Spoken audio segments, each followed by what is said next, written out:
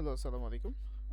কেমন আছেন? হোপ ভালো আছেন। সো আমি আজকে একটা টিউটোরিয়াল আপনাদের সাজেস্ট করব। সেটা হচ্ছে basically how to you can edit the category and how to you edit the menu. So আমাদের অলরেডি একটা স্ট্রাকচার করা আছে, সেটা আমরা হচ্ছে সিলেক্ট বাংলাদেশের জন্য। সো আমরা বেসিক্যালি এখান থেকে আমরা মেন মেনুগুলো এড করেছি। সো এখন সাব মেনুগুলো কীভাবে? সাব মেনু প্রত্যেকটা বেসিক্যালি প্রোডাক্টের ক্যাটাগরি হিসেবে অ্যাটাচ হবে। সো কিভাবে অ্যাড করব সেটা আমি হচ্ছে ব্যাকএন্ডের ড্যাশবোর্ড থেকে দেখাবো। সো বেসিক্যালি আমি আমার ক্লায়েন্টকে ইন্টিগ্রেট করে স্পেসিফিকলি ইন্টিগ্রেট করে বলছি। সো আপনি যখন ড্যাশবোর্ডে আসবেন, সো ড্যাশবোর্ডে আসার পর আপনি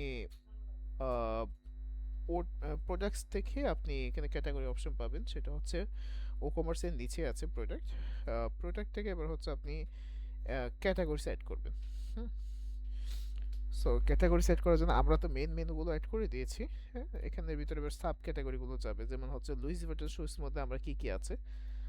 সো আমি এটা ইন্সপেক্ট করছি, ইন্সপেক্ট করে আমি এখান থেকে দিব, যেহেতু এখান থেকে টেক্সট ডাইরেক্ট কপি করার অপশনটা পাচ্ছি না, যেহেতু হোভার করলে সাথে সাথে চলে যাচ্ছে। তো ইন্সপেক্ট করে আমি এখান থেকে ক্যাটাগরিগুলো নিচ্ছি। সো ট্রেনার ক্যাটাগরিতে আসার পর ট্রেনার হিসেবে ধরিয়ে দিলাম এটা ক্যাটাগরি।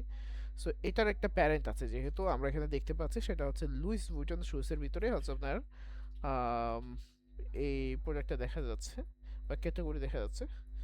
সো আমরা কি করতে পারি, সেটার প্যারেন্ট ধরিয়ে দিতে পারি। সেটা হচ্ছে কি আবার লুইস বাটন নামে। সো আমি লুইস বাটনের ক্যাটাগরিটা ধরিয়ে দিলাম, আর কিছু করব না এখানে।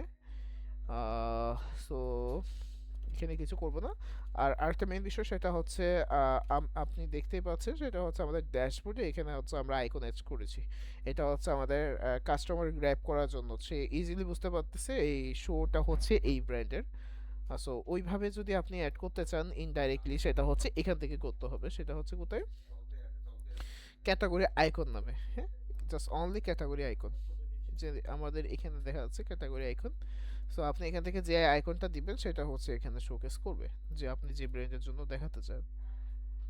সো আমরা এখন এটা যেহেতু সাব ক্যাটাগরি, আমরা এখানে কিছু অ্যাড করব না।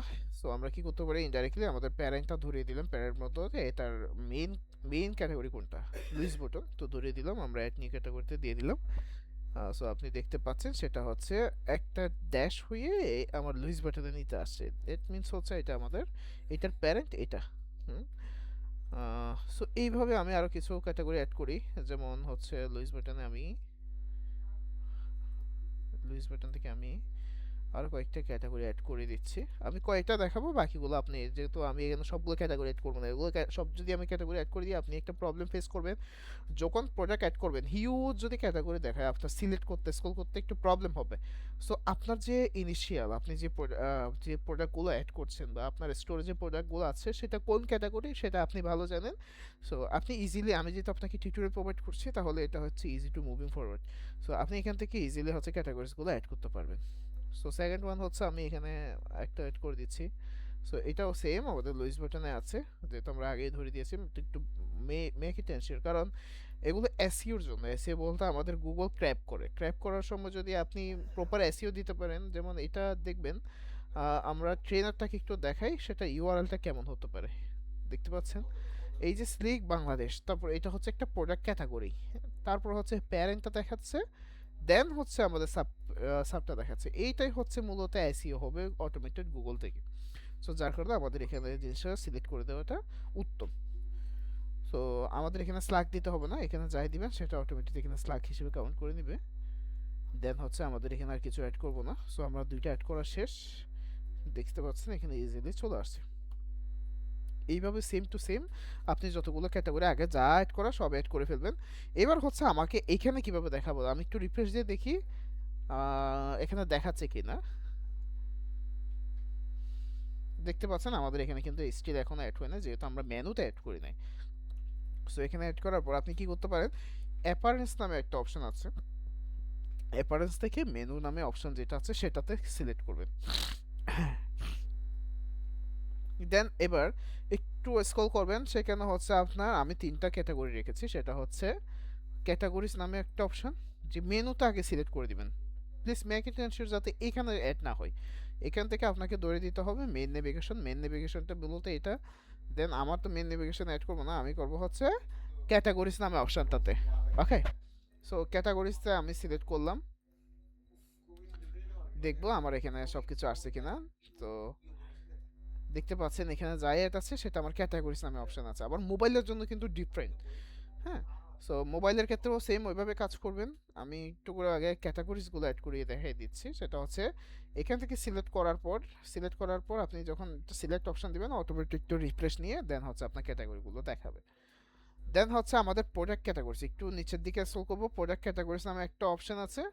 সেখান থেকে এবার আমি হচ্ছে আমার ভিউ অলে দিবেন, ভিউ অলে দিলে দেখতে পাচ্ছেন আপনি এটার ভিতরে হচ্ছে দুইটা দেখাচ্ছে, এখানে এখানে পাশাপাশি দেখালে তাহলে বুঝে নেবে এটাই প্যারেন্ট।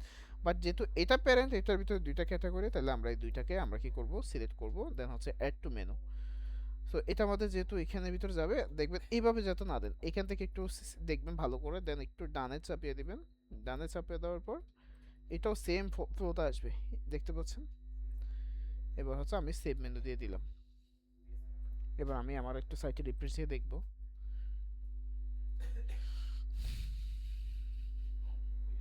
এবার দেখতে পাচ্ছেন সেম ফ্লোতে আমাদের এভাবে ক্যাটাগরি দুইটা অ্যাড হচ্ছে। হ্যাঁ, যেহেতু এখানে অ্যারোটা দেখতে পাচ্ছেন, অ্যারোটা মানে হচ্ছে আমাদের এখানে ক্যাটাগরি অ্যাড করা শেষ। সো আপনি সেম ফ্লোতে এখান থেকে এভাবে ক্যাটাগরি বাকিগুলোর জন্য করতে পারেন ইজি ওয়েতে। এবার হচ্ছে আমি আগে মেবি একটা কিভাবে ভেরিয়েশন অ্যাড করতে হয় সেটা দেখিয়েছিলাম। সো এখানের ক্ষেত্রে ওইভাবে আই থিঙ্ক ওইটা আমি প্রোভাইড করে দিব, অথবা আই থিঙ্ক ওইটা আমাদের ইউটিউবে আছে, আমরা ওইটা আপনাকে প্রোভাইড করব যদি পসিবল হয়। সো এইটুকুই। আর আর কিছু আছে কিনা আমি একটু ফাইন্ড আউট করার ট্রাই করছি। আর হচ্ছে এইখান থেকে আপনি কিভাবে আপনার রিভিউগুলো চেঞ্জ করবেন, এটা ইজি ওয়ে। আপনি এই যে লগ ইন করার পর আপনি এই ড্যাশবোর্ড থেকে পাবেন, ড্যাশবোর্ড থেকে এখানে ক্লিক করে ভিজিট সাইটে আসলে আপনি এই ট্যাবে আসবেন। সো আমরা এখানে দেখতে পাচ্ছি silectbangladesh.com। এখানে আসার পর আমরা কি করব, ইজি জব এডিট উইথ এলিমেন্টরে ক্লিক করব, আর কিছু না। এডিট উইথ এলিমেন্টরে ক্লিক করার পর আপনি এই এন্টারফেসটা পাবেন। প্লিজ মেক এনশিওর করবেন যাতে এখান থেকে কোনো কিছু ডিলেট না হয়, কারণ এটা ফুললি একটা ফান্ডামেন্টাল স্ট্রাকচার। সো আপনার কি প্রয়োজন, আপনি একটু স্ক্রল করবেন নিচের দিকে, একটু কি ভালোভাবে দেখে দেন এই সেকশন আসবে। মাউস হোভার করলে আপনি দেখতে পাচ্ছেন চারিদিকে আপনার পিঙ্ক কালার হয়ে আছে। এই যে একটা বর্ডার, পিঙ্ক কালারের বর্ডার আপনার কাছে এতটুকু মধ্যে জাস্ট এখানে কি করবেন, পেন্সিল আইকনে ক্লিক করবেন। ক্লিক করার পর আপনার যে মেনু যেগুলো দরকার নাই এগুলো হচ্ছে আপনি কেটে দিবেন। দেন আপনি কি করবেন, আপনার ডাউনলোড করা থেকে এনে ছেড়ে দিবেন এখানে। অটোমেটিক এগুলো একটার পর একটা ছেড়ে দিলে দেন এগুলো আপডেট হয়ে যাবে। দেন সব কিছু শেষে আপনাকে কি করতে হবে, পাবলিশে ক্লিক করতে হবে। এটা করতে ভুলবেন না, আদারওয়াইজ এগুলো চেঞ্জেস হবে না। আপনি সব কিছু করার পর পাবলিশে ক্লিক করবেন, দেন সব কিছু সেভ হয়ে যাবে। সো এতটুকুই। যদি কোয়ারিজ থাকে অবভিয়াসলি আমাকে জানাবেন, আহ, বা কোয়েশ্চেন থাকলে জানাবেন, দেন আমি ট্রাই করবো হেল্প করার।